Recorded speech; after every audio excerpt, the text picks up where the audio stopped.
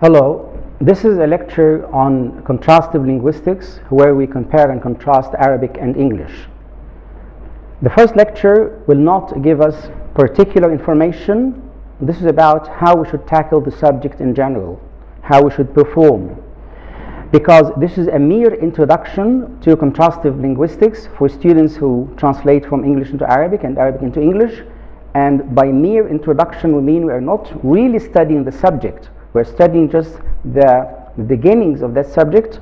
We are trying to notice differences and similarities and think in a scientific manner about these things. But this introductory lecture will tell us how we are supposed to answer questions in the exam, for example, how we should read the books concerning the subject, how we deal with this subject. The first point, we can say that while this subject deals with a great deal of information, it is the manner of selecting, analyzing, and presenting the information that matters. We look at front of us here, we have one short paragraph, and when we write exactly in the same manner.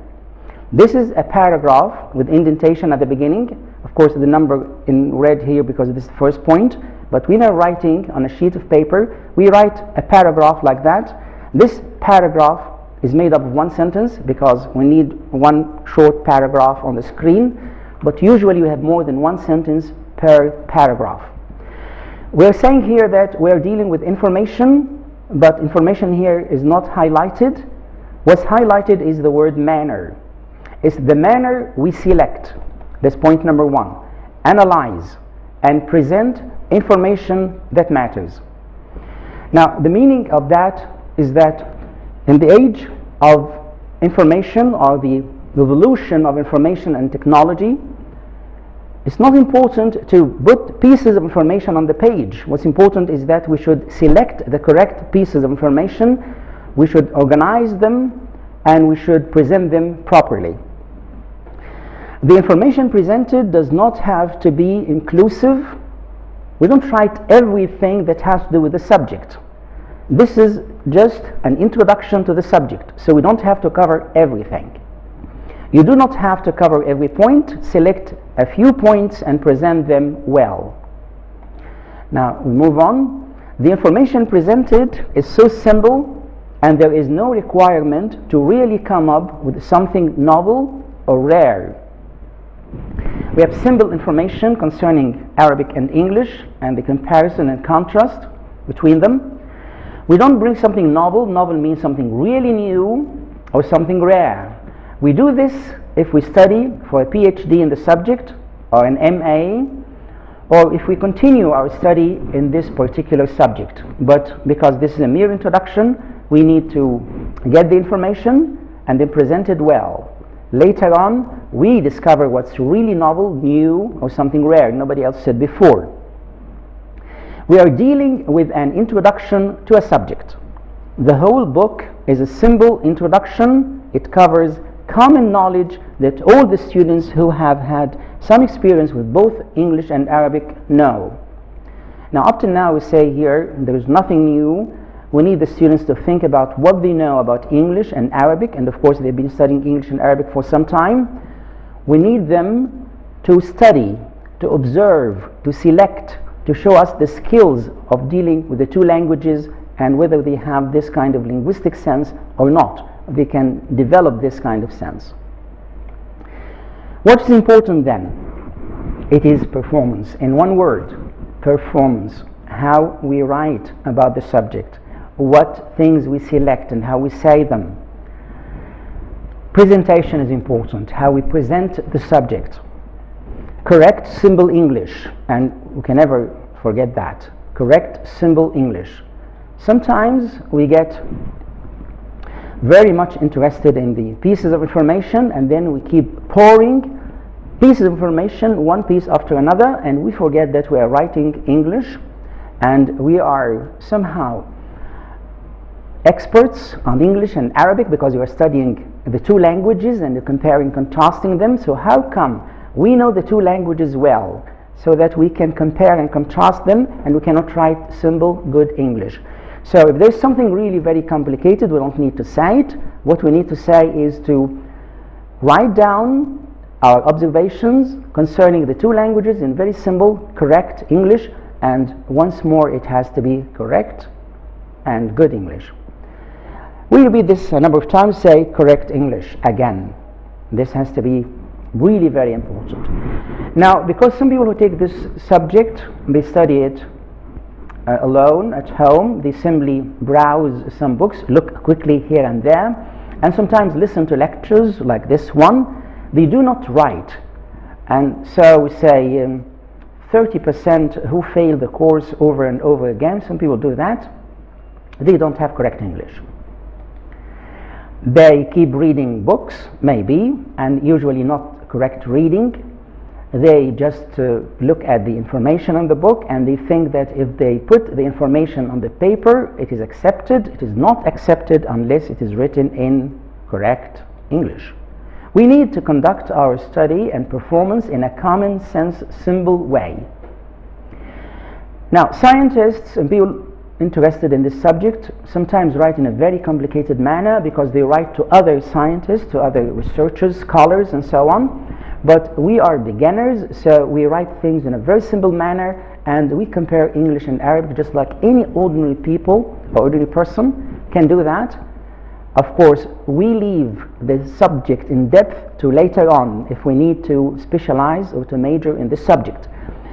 We will notice how things are with common sense and try to compare and contrast them. We observe the data. This is learning. There is data in front of me. We select. We don't write everything. We don't read everything. We select. It shows that we have intelligence to know what's important, what's less important, what's relevant, what's irrelevant. We choose the relevant matter, or the items that have to do with our subject. We compare. That's to say, we find similarities, and we contrast. That's to say, we find differences, and this is important. Our subject is called contrastive linguistics, but it covers also a part of the comparative linguistics. We compare things which are alike, we contrast things which are not alike.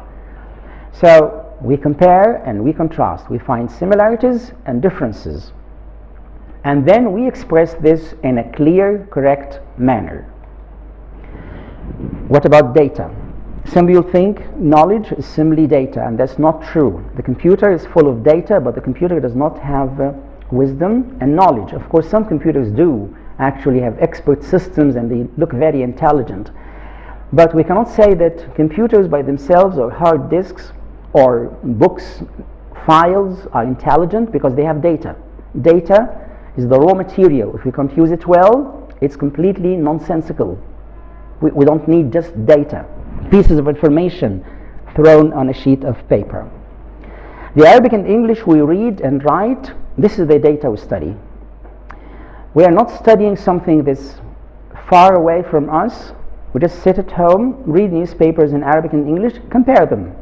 Take a sentence of Arabic, a sentence of English, compare and contrast them. This is our material. The Arabic and English we hear and speak. Spoken English and written English, spoken Arabic and written Arabic. We are going to focus our attention on samples of Arabic and English, and we see the differences, just like any person, not simply the researcher or the scientist. Some reading of simple texts in the two languages will help. Of course, after making these simple comparisons and contrasts, we will read. We have to read something. We have to do some kind of research in a very limited manner, but we have to do something like that if we read books in Arabic and English, and we'll mention this while talking about the particular items we're going to discuss. Requirement of all the 6 previous courses. Students study now the 7th course. Studying translation before and studying semantics, phonology and such things. Now they are graduating and now they need to read. They will read some texts in English and in Arabic concerning linguistics.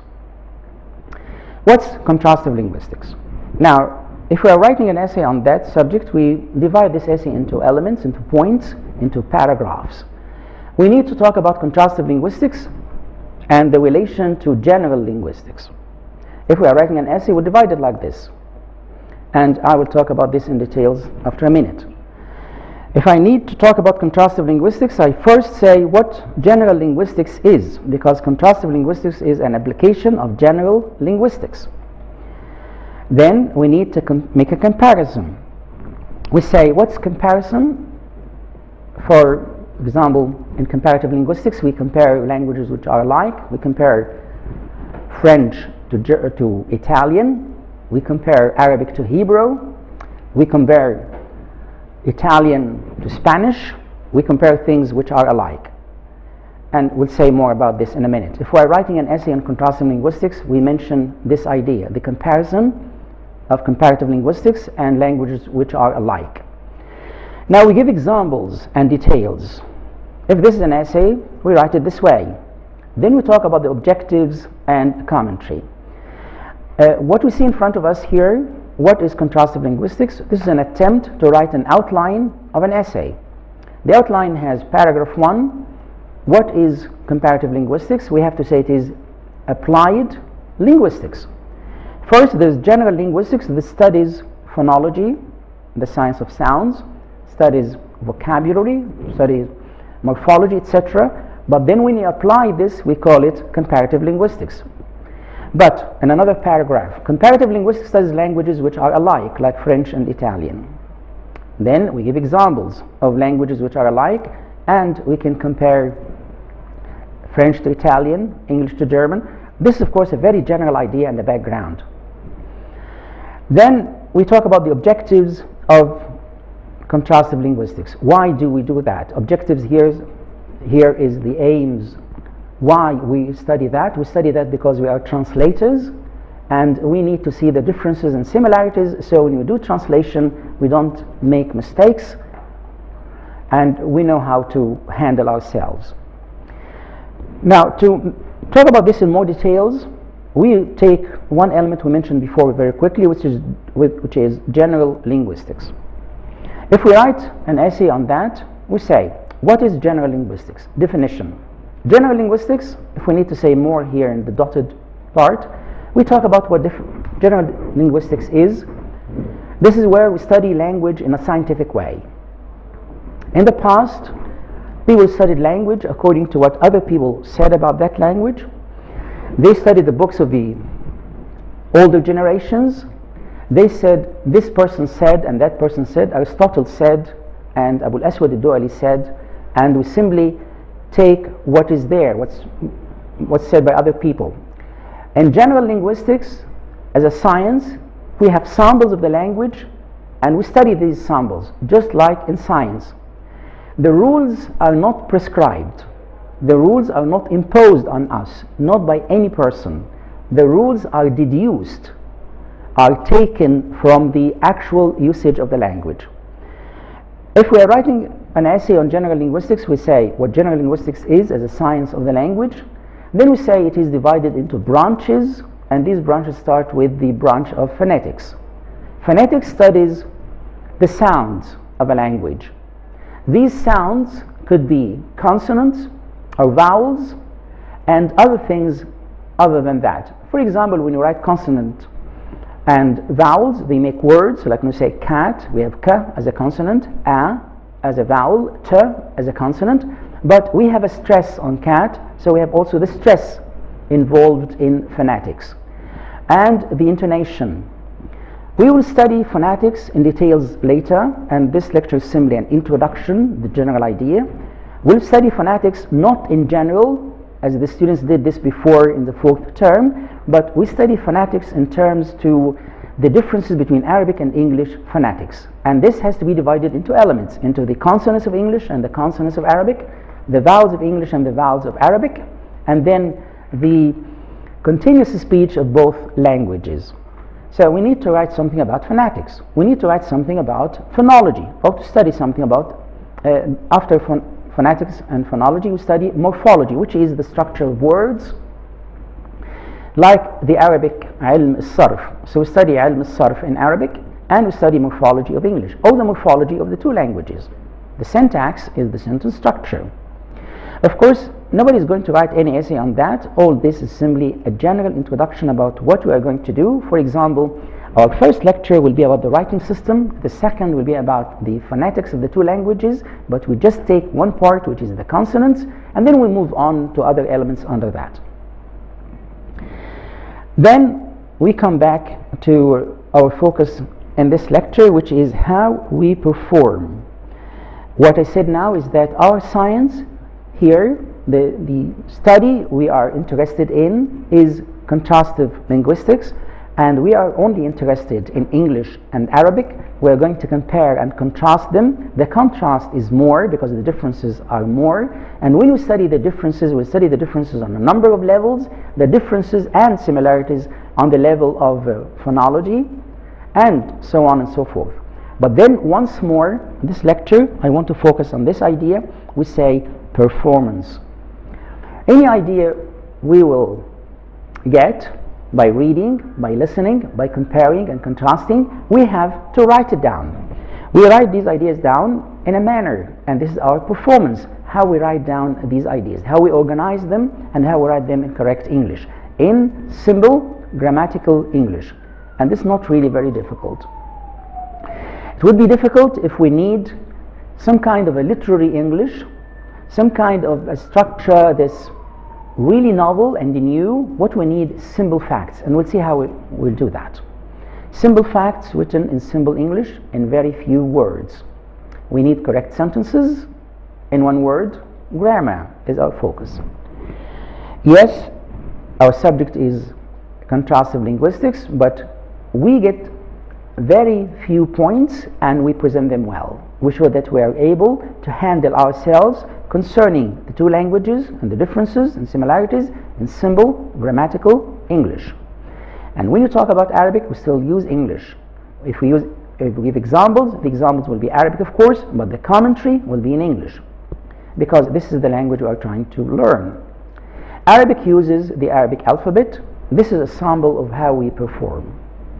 This is not a piece of information that we are interested in today. We will be interested in the idea of the alphabet and the writing systems in the next lecture. But what I have in front of me is a sample of what is required. For example, we are required to compare and contrast the alphabet of Arabic and the Latin alphabet.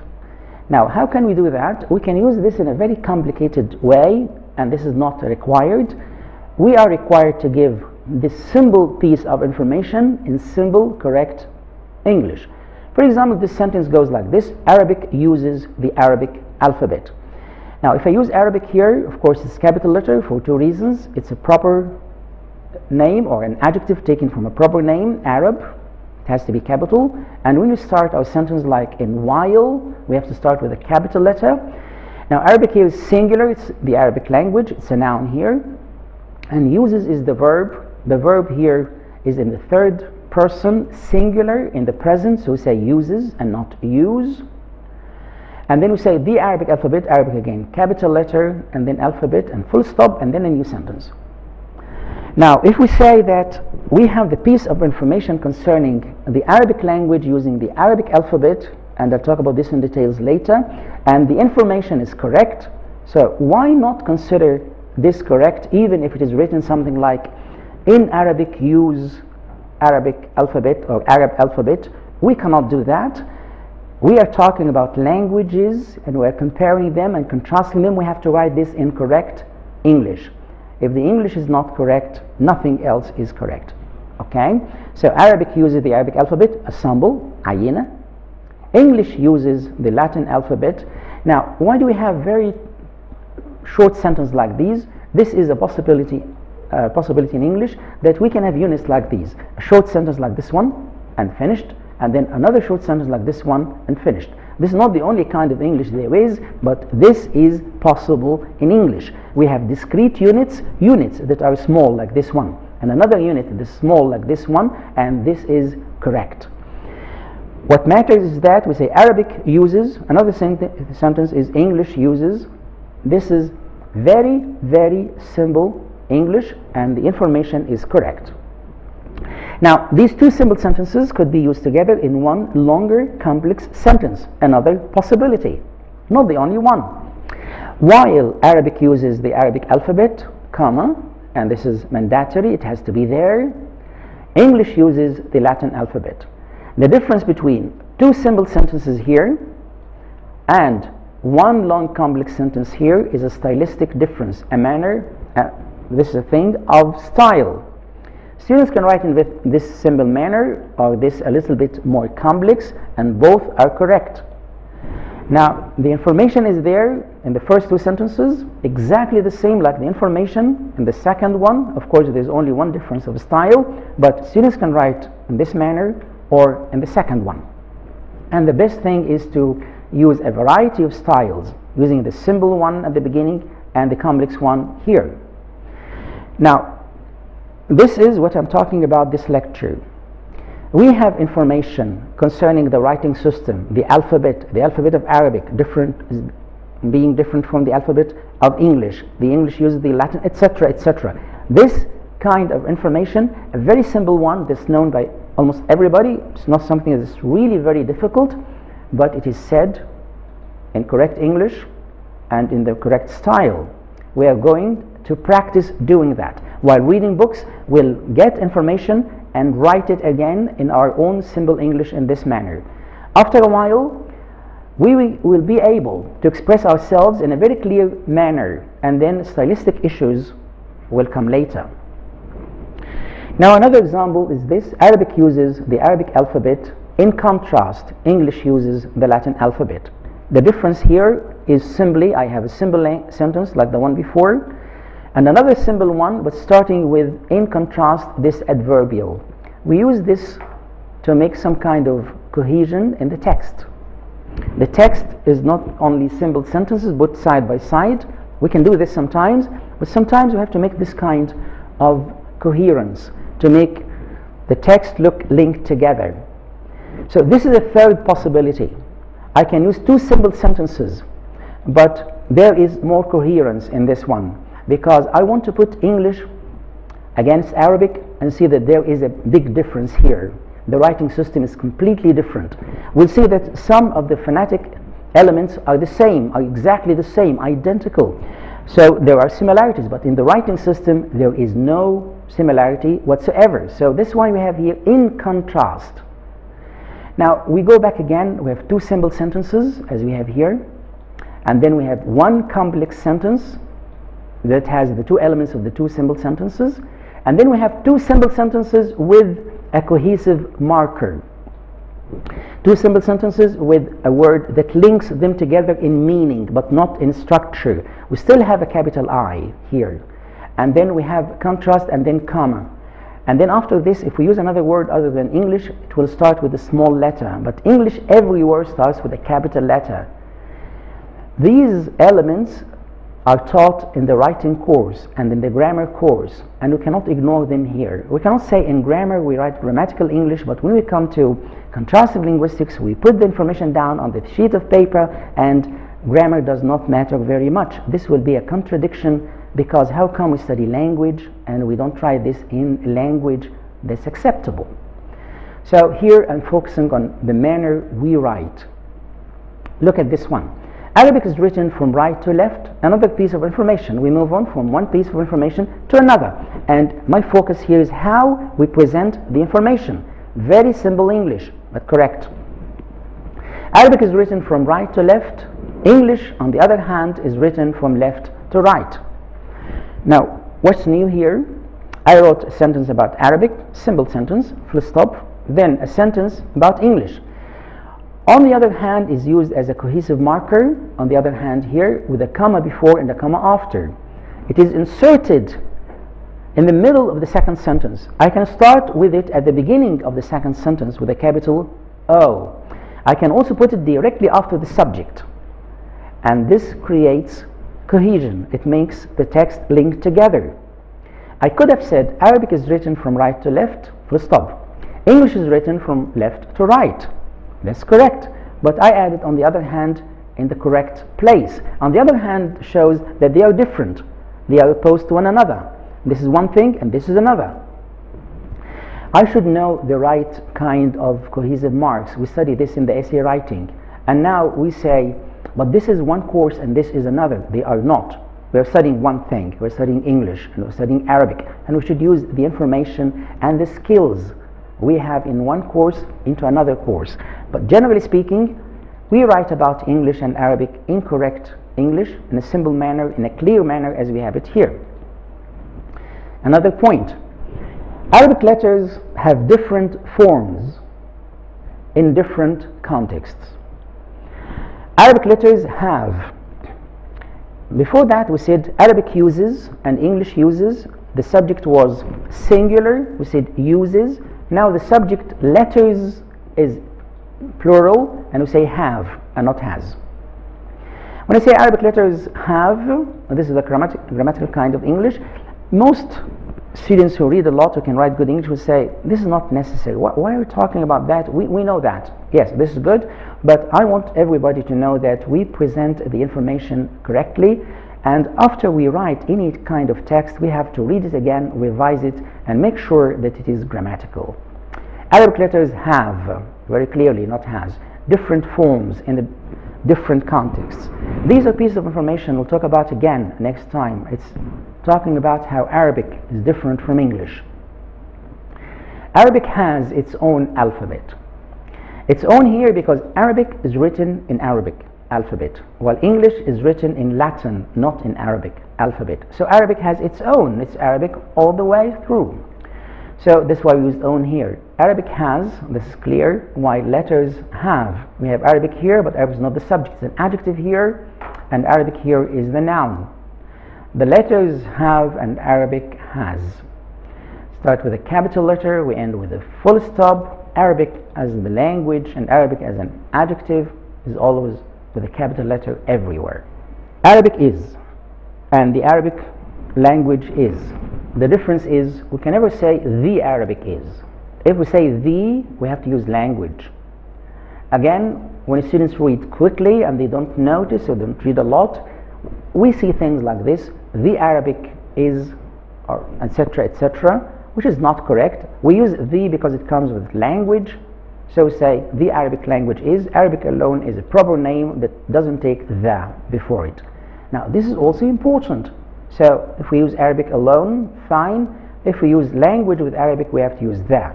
Arabic language, there's no such thing as Arabic language, there's the Arabic language. So Arabic is correct, the Arabic language is correct, but no other variation.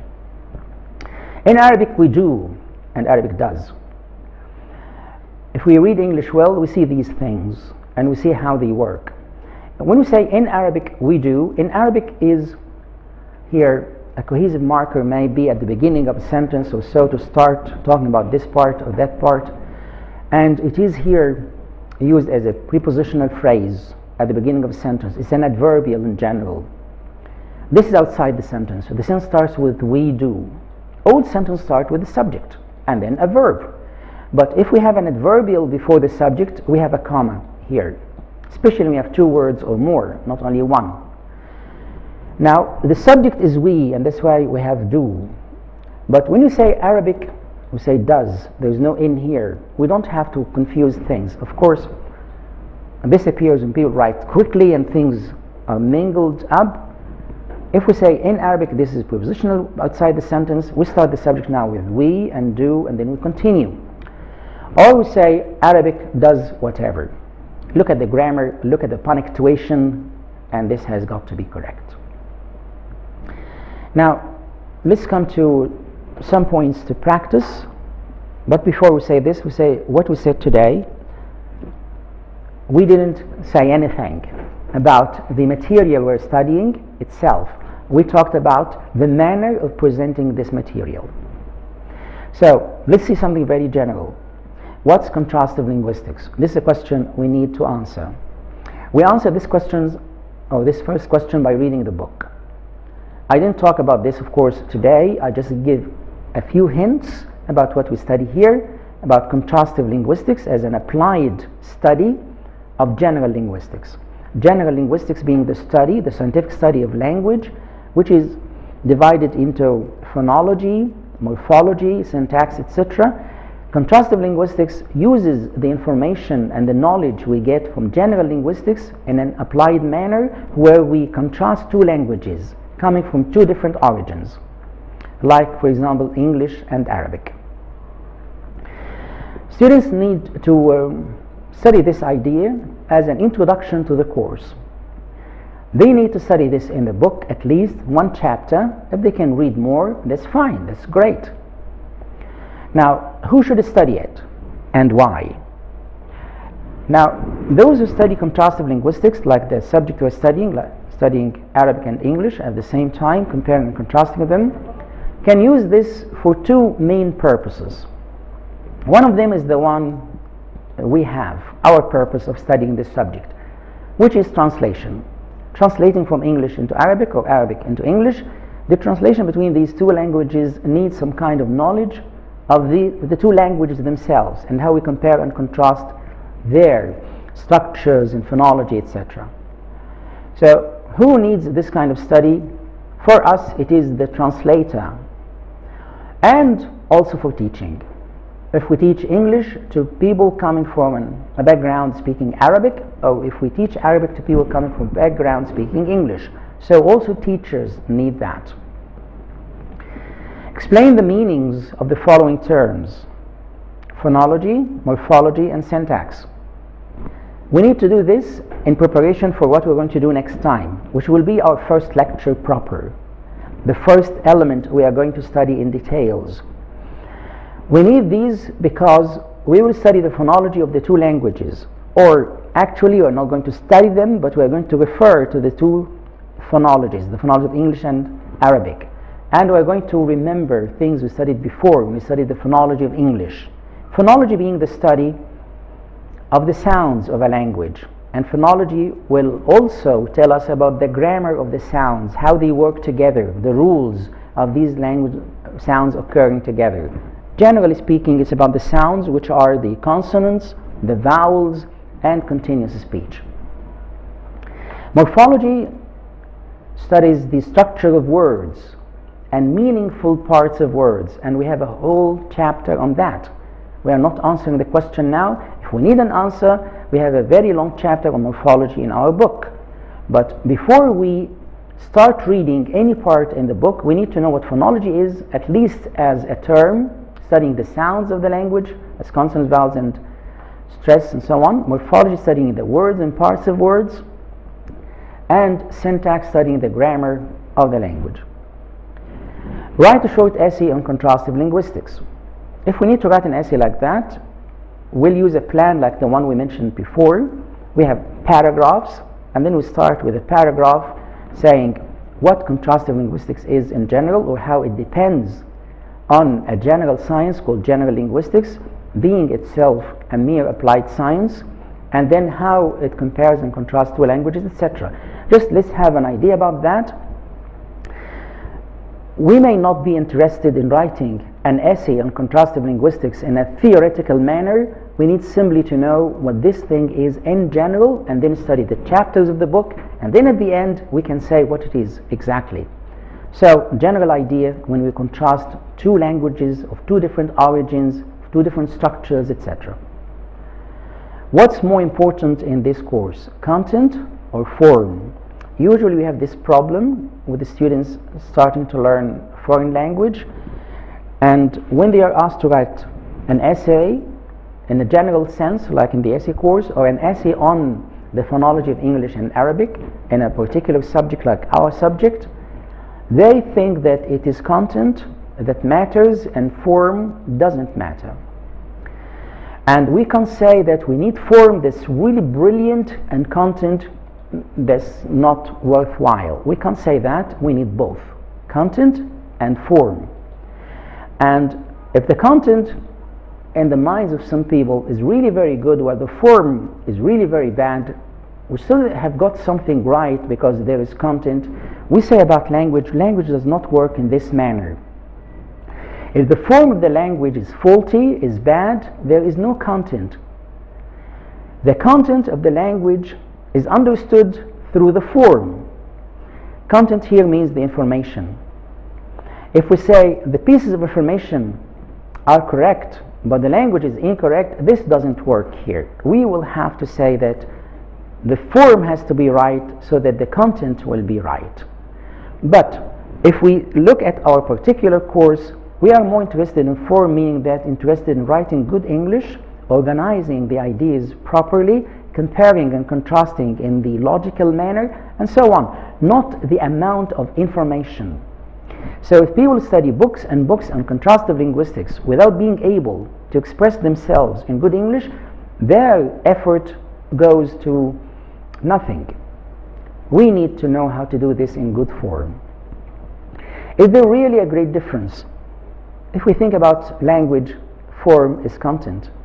All the knowledge of the world can be expressed in language, but if this language is faulty, all the knowledge collapses. If there's nothing, we turn knowledge into words. If these words are corrupt, the knowledge is corrupt.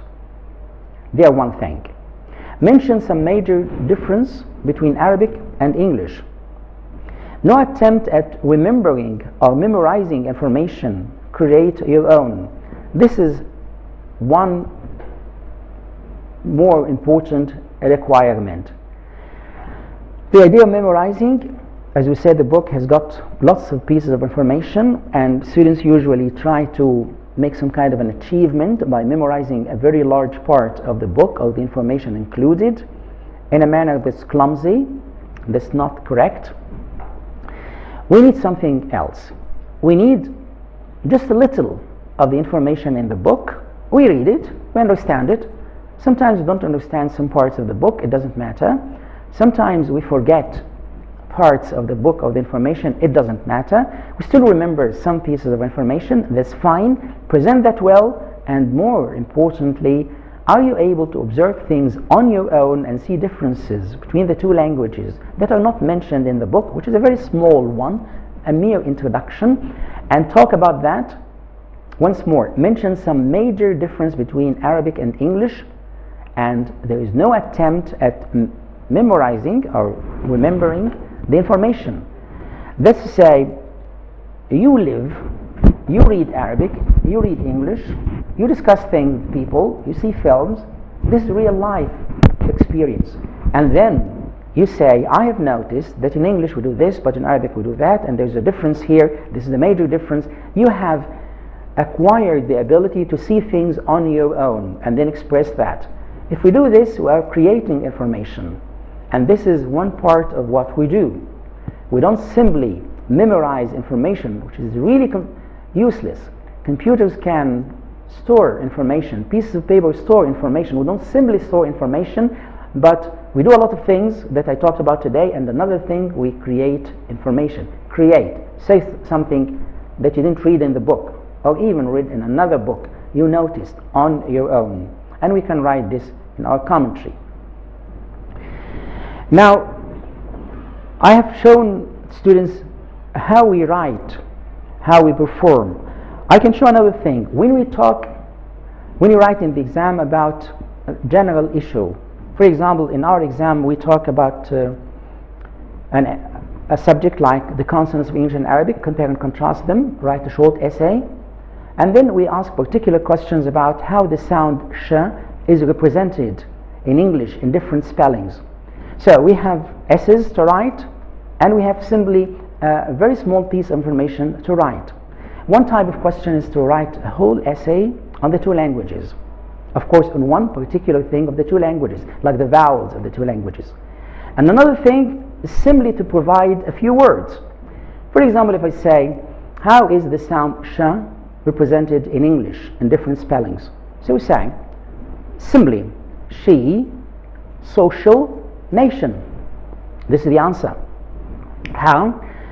The sound sh is represented with sh in she. She goes to the cinema, the girl, she, sh. The word she alone. Another thing, it is represented in a different way, different spelling. In the word social, S-O-C-I-A-L. C-I here is pronounced as sh. In the word nation, T-I. In the word sugar, S-U. So if we have a simple question like that, how is the sound sh represented in English in different spellings? My answer could be as short as this. She, sugar, nation. That's it. This is not an essay. This is good. This is what is required. But this is not the only requirement. to be able to know things like these, but we are also required to write essays. So we have a general question like this: write a short essay on the consonants of English and Arabic. And we are required to write a short essay of something like 5 paragraphs. We'll talk about this in details when we come to this part of the course, when we talk about the consonants. But now I'm talking about the requirements of the course. To write a short essay, it should look like an essay. It should be divided into 5 paragraphs. Every paragraph will contain something like 3, 4, 5, 6 sentences, not only one sentence.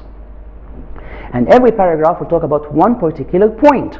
For example, one paragraph is simply introduction about the difference between the 2 languages, which is great, for example. Another paragraph about the sounds, the consonants that are shared by the 2 languages.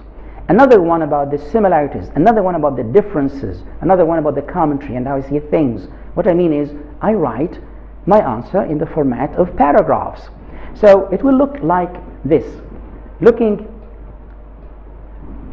at our answer, we see something like this. We don't read the words. What I want the students to see is, this is an essay. There is a paragraph 1, 2, 3, 4. I'm not reading, I just look and I see there are paragraphs. And it looks like every paragraph contains something like 5 or 6 sentences. And that this looks like an English essay. There is a margin here and a margin there. There is indentation at the beginnings of paragraphs. When the paragraph is finished, we have a full stop. We don't continue here. We start at the beginning of this next one. We look at this one and say, this is an essay in a number of paragraphs. This is one requirement. We didn't read the essay itself, of course. We say that when I take an exam on this subject or any other subject, we may be required to have a number of things to do. 2 skills we learn here. One of them is to present the information we have studied in the book and in other books and in life, our own experiences, to present this kind of information in the format of a short essay, like the one we saw now. It looks like an essay and written in correct English. And in this essay we add something of our own. Another thing is that we have the ability and the skill to use the 2 languages well, and to know things about spelling, about lots of ideas, like the question I mentioned now. Now, this is one general thing. Now, we talk about another thing. We need to read the book, study it. It has everything we need, but we may be able to read other things as well. When I take all my information and all my knowledge from one book, like the course book we study, I'm not really teaching myself. I'm simply memorizing things. Because there are things in the book, I read them, and I have them in my memory, and then I say them again, and this is not learning. In order to learn, we read critically. I read the book, the course book, and I say I like this part, and I don't like this part. And I remember I read about this idea in another book. So I go to the other book and compare this to this one. And I made some kind of research. The writer here talks about the consonants of English. And the book does not cover the consonants of English in full. It simply compares some similarities and differences between Arabic and English. And I know that there are things I don't know about the consonants. I need to go to another book, the book of course number 4, the phonology of English. So while reading this book, I refer to other books as well. Of course, the beginner who has no other sources can depend on the book, the course book, but I say this is the minimum. While reading the book, you see that there are pieces of information that are not complete because no book is complete. For you, it is not complete because you don't know this kind of thing. The book assumes that you know about this point, so the book glosses over it very quickly. And you know that you cannot understand it this way. So why not go to another book, even one of the books you have in this course, or another book anywhere. Like, if it is something that has to do with the phonology of English, and you don't have the book of the 4th course, or you didn't like it, and there are many others, like a book called English Phonetics and Phonology by Roach, or another book by O'Connor called Better English Pronunciation, and most students have these books, or any other. I don't say that one particular book is really excellent, but I want the students to go to a bookshop and find the books the student likes and complete the knowledge that's missing, the pieces that are missing for you. If you say, why don't we have this kind of thing in that book? Because I said again, the book is simply an introduction to the subject, and the book assumes that this is the 7th course and students read things about phonology before. So while reading, read critically. You say, I like this, I don't like that, that's not complete, I complete this here. This piece of information is wrong because I compared this to authorities on the subject, this and this and that in other books, and they say that, or encyclopedias. I made my own research. Now, while bookshops will not have all the books we need, we can use the internet, and not necessarily reading books, but reading pages or sites from universities around the world on the subject. We learn a little bit about that, how to use a search engine like Lycos, like Google, like Yahoo, and then look up English phonology or whatever subject that is difficult for us. Or you read in the book a word like diglossia. You look it up in your very limited dictionary, you cannot find the meaning of that word. Go to the internet, look it up, and you'll find thousands of pages on whatever subject, sometimes millions of sites or pages on that subject. So read your book. This is the beginning, but read it critically. Take some parts of it, leave some parts of it. You are allowed to do that as far as you know what you are doing and you know the structure of the course. The structure of the course is this: comparing and contrasting Arabic and English. You find this kind of information somewhere else, fine, do that. The structure of the course again is studying contrastive linguistics in the context of English and Arabic, comparing and contrasting these two languages, and on the level of the writing system of the two languages. Find this somewhere and read about it. And the phonology of the two languages, and divided again into 3 elements, and these 3 elements are the consonants, the vowels, and continuous speech, of the rhythm of continuous speech of the two languages. Then the vocabulary of the two languages and the morphology of the two languages. There is more in the book, like syntax. Try to read that as well, if possible. Again, we are reading the book. Some of the piece of information is not complete for me as one particular reader. I go complete this somewhere else. Now, you've studied the phonology of English before, and you have here some reference or mention of the phonology of English, not in a complete manner because the book is a small one. But you did not study maybe the phonology of Arabic. If you haven't done that, do it. Find books that study the phonology of Arabic, or use the internet, which is really very easy to do. And again, I don't say be an expert on the subject, get a PhD in the phonology of Arabic. No, just know the very basics, the beginnings of that thing. This is what we are doing. The phonology of Arabic or morphology of Arabic or Arabic is studied today, not the old books. I would suggest things like a book like اللغة العربية مبناها ومعناها دكتور تمام حسان, studying Arabic in the method of modern linguistics and talking about phonology of Arabic and other things in an important way. Dr. Kamal Bish writing books about صوتيات اللغة العربية, and other people. I will not write a list of these things because again there are no set books. It is for you to do the search and read whatever you like. Another thing, we want students to add information, to create information. Sometimes students work in different fields and they have knowledge, they have experience. Don't hesitate to use the knowledge you have in your field.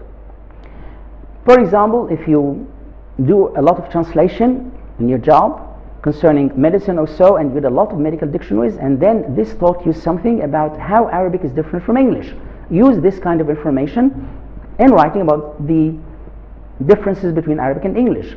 What I mean now, our sources is not only the book, but other books, the internet, researches on the internet, and books in Arabic about the phonology of Arabic or morphology of Arabic and so on, and your own life experience. You can get some kind of experience by watching films, the English-speaking films, by listening to music and songs of English and songs of Arabic, by listening to Al-Quran, Tajweed Al-Quran Al-Kareem. Our sources are numerous because the subject to study are the two languages. The two languages are alive, and you have these two things to study in a very limited manner, but we try to hone our skills of observation. Most of the time we know this in Arabic, we know that in English, but we've never looked at the differences or similarities. We never noticed this is not here and this is not there. For example, if we talk about the syntax of the two languages, and then people will translate from English into Arabic, and if there is passive in English, they translate this as passive in Arabic. They do this in a mechanical way. Some students will think again and say, do we have to translate this as passive? We see that there are differences, yes, but maybe this is incorrect. After translating something like, let's say the speaker of the People's Assembly gave a speech yesterday, and this is written in English in the passive format, and says a speech was given yesterday by the speaker of the People's Assembly. A translator will do this in a mechanical manner and say ألقي خطاب بالأمس بواسطة رئيس مجلس الشعب. And then after writing this, he will think again, this doesn't look like Arabic. Now that's what I want you to do. You do the translation, you read a lot of Arabic, and then you say, I've never seen this written in Arabic before. ألقي خطاب بواسطة. So why not turn this into active? And in English we say, a speech was given yesterday by the speaker, and I translate this into Arabic, ألقى رئيس مجلس الشعب خطابا. And then I keep thinking, I have here two things, the English sentence and the Arabic sentence, and I notice that passive in Arabic is different from passive in English. Then maybe I can read something like that in some book, and I discover that Arabic has only one type of passive and not two. The passive where we don't mention the agent, we don't mention the doer. But English has two types of passive. In English we can mention the doer or not. I can say a speech was given yesterday, and that's it, because I don't know who gave the speech. Or I say the speech was given by the speaker. These two sentences are good in English, but Arabic doesn't have the equivalent of the two. In Arabic, if I know the doer, I never write this in the passive. We write it in the active voice. So what is the student doing here? The student is looking at English and Arabic and thinking and comparing and contrasting, and maybe for the first time the student will say, the kind of information I'm going to write is the information I have learned by noticing, by observing, by comparing, by contrasting, and by reaching conclusions, not by learning things by heart. This is the skill we want our students to learn. And next time, the next lecture, we start talking about the first element of our course, the pieces concerning the information and the knowledge we need to acquire. Thank you.